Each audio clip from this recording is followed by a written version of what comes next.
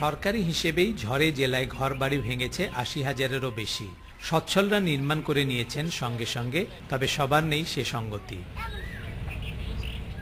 ঝড়ে ঘরহারা মানুষরা এখন ভয় পাচ্ছে আকাশে মেঘ করলেই।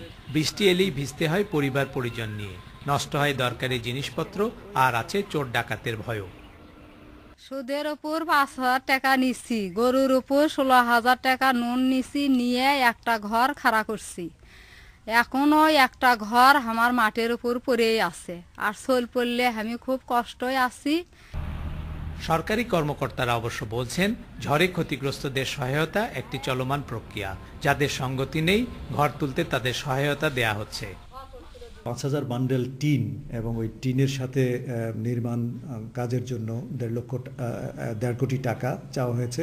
আর এছাড়াও গৃহ নির্মাণ মঞ্জুরি বাবদ সদস্য সরকারের কাছে ৩ কোটি টাকা চেয়ে পত্র লেখা হয়েছে। এগুলো প্রক্রিয়াধীন আছে, এগুলো আসা শুরু হলে কাজকর্মগুলো শুরু হবে।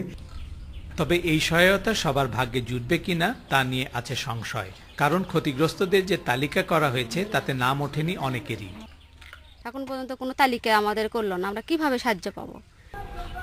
সরকারি হিসাব অনুযায়ী ঝড়ে এক একটি বাড়ির ক্ষতি হয়েছে গড়ে ১৯,০০০ টাকার বেশি, আর বরাদ্দ চাওয়া হয়েছে গড়ে ৭৫০ টাকা করে। তবে নির্মাণ খরচ বাড়ায় পুনর্নির্মাণে এখন গড়ে খরচ লাগছে ২৫,০০০ টাকা। Hasibur Rahman Bilu, independent news, Bogura.